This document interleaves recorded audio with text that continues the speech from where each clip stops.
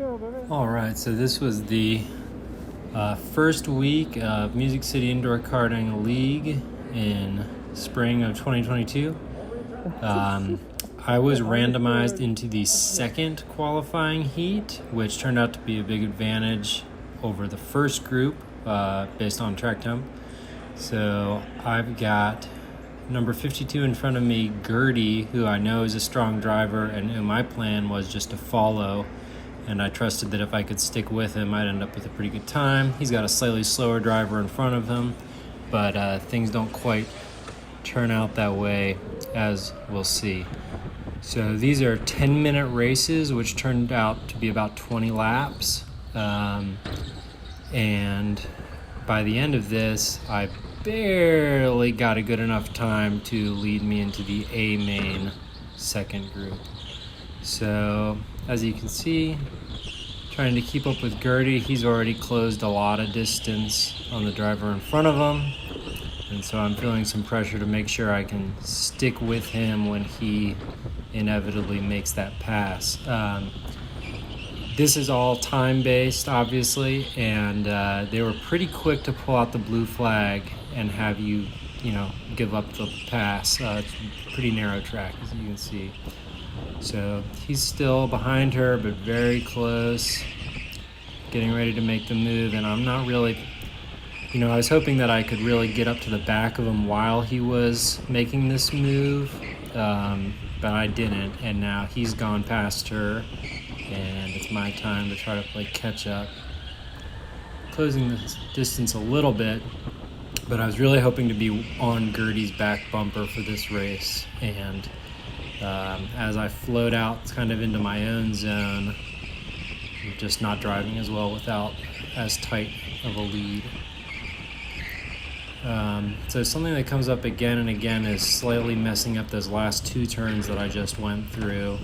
This part I feel pretty good about. Need to get a little more turn on the car there in the first part of that double hairpin. Surprisingly, as you can see, I expected Gertie to pull off totally into the distance, but it's still pretty tight in front of me, but I'm not catching that pack, which is frustrating. Right now, the driver in the white helmet is definitely benefiting from following a strong driver, and I am too far away to really take advantage of that. We're about 6 laps in or so. Gertie's starting to pull away up there, and now we're getting pretty spaced out. One thing I noticed in these corkscrews or double hairpins, whatever you want to call them, is really the need to have more of a late apex in the first one. I was trying to average those turns out too much and go straight across, but I saw stronger drivers getting more kart turn. So here I'm definitely starting to catch both drivers. I might be about the same distance from Gertie, but I'm definitely starting to close in here, just taking slightly tighter angles with a little less wheel slide, hugging there. So now I know I've sort of done my work here. This is where the blue flag usually comes out, and I think it'll come out on the next lap.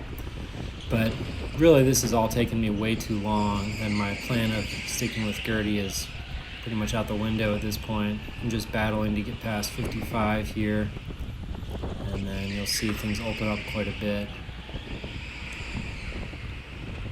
So there, a little too wide. She has a big slide there and a big slide there, trying to recover, and knows that she's lost the gap. There's the blue flag. She lets me by very quickly, which is great. I don't think anyone resisted the blue flag all night, which was really nice, because obviously you could screw up people's laps pretty badly. So now I know that the guys in front of me are also slower drivers, and I know that I need to work through them. Gertie's already worked through these guys, and I'm really trying to base my pace off of where he is. And he's already worked through these two drivers, so I know that I need to. There's a blue flag. 46 in front of me just got blue flagged, and so I know I can definitely get him. I'll make the move here. Try to set up the next move. I know this is a driver I can pass. One thing that's nice about having a lot of other karts on the track is there's less temptation to look at the speed yet. He's way too wide there, cuts that too early. I have a little bump. Don't really need to be frustrated there, but it's a race. So I've got him there. I've got a lot of air now. Too wide there on the entrance. But this is really when I should be putting in my best laps, and we're about halfway through the race or so. The big problem for me in this race is that I end up getting caught behind a slower driver in the last 4 or 5 laps when suddenly everyone else was getting best laps. At this point in the race, I believe I have the second best time or maybe the first best time. But as people keep getting in the groove and then I run into traffic, I fall back into P4 by the end of this. Now there's a blue flag here. Not here. On the previous lap, I saw a blue flag, and I'm not sure if that was at me. I wasn't aware of anyone behind me here, but they might have been. There's only a couple drivers that could be, and I know it's not Gertie catching all the way up around, so I'm not exactly sure what's going on there, or if maybe that's directed at someone else. But if I was holding someone else here, that's my bad. This is a pretty decent pace. I'm definitely gaining on the next person. There's that blue flag again, so I guess that is at me, but I'm not sure who's behind me.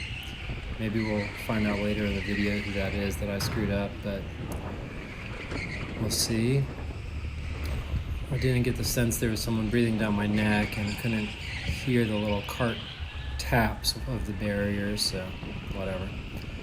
Definitely gaining on both these drivers, which is nice motivation. I'm pretty sure that somewhere right in here is probably where I got my best time, which for this heat was a 28.4, which on an average day would feel nice, but again, that barely got me into the A main, only by a few hundredths.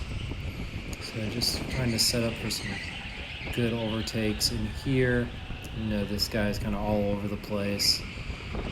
That's a strange place to be. And I believe, if I remember correctly, the guy in front of him, who I'm going to get to in a minute, is really my main mistake, getting stuck. So he gets blue flag there. He kind of picks a weird place to let me by on the inside of this hairpin, which screws up that lap for sure. So the guy in the blue shirt ahead of me is a slower driver and ended up, I think, in the C main group. So definitely a slower driver, but for whatever reason, it took me way too long to close the gap to him and then to find a way around him. That's really the biggest mistake I made in this race, was not attacking him more aggressively. Or the other option would have been to leave more of a gap between me and him in the last laps, and so give myself some room to operate. I'm not sure exactly what the lap times are here, but they must be decent. I'm definitely closing on him a little, but not as dramatically as I would have expected to. And definitely not close enough to have him get blue flagged. I think maybe a little fatigue started to set in here, a little frustration. Now I know I'm on him. I'm really interested to see, I haven't watched this yet, so I'm interested to see if there was a point I really should have attacked, or if I was just a little bit caught in no man's land. Yeah, I mean, I'm definitely with him here, but I'm not right on his back bumper, so still no blue flag, which is fair. But this is when other drivers started to lay down their best times, and as you can see, I'm just held up enough to not be able to speed up anymore, even though my car is in the best shape. Kind of go wide there to avoid an accident.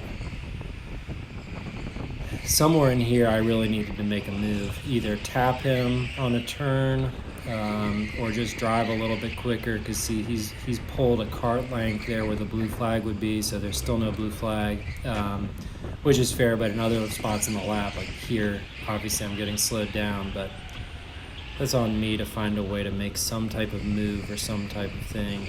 And now we're together, we're catching the guy in front of us, which is interesting. I'm curious what this guy in front of me, 39's lap time was, because they feel decent, but that's a big break for me. So there's a blue flag. He pulls to the inside, which is nice. I think there's only 1 or 2 laps left now. And this is a much slower driver. I think it's actually someone that I passed very early on in the race. I think there's a little sign of sloppiness from me coming up, just a little bit of frustration about being in traffic. So yeah, I give him a bump here, so that definitely destroys this lap time. He swings wide.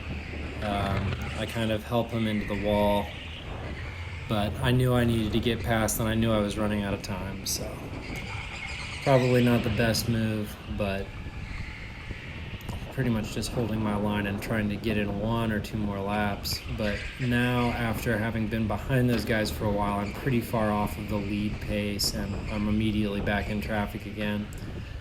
And that's it. So no full laps after that last pass, and so yeah, I know I missed my chance, and the fastest guys were probably right behind me for most of the race, not quite gaining on me enough, and yeah, I needed to make a move on the guy in the blue shirt a little bit sooner to keep my final laps looking better.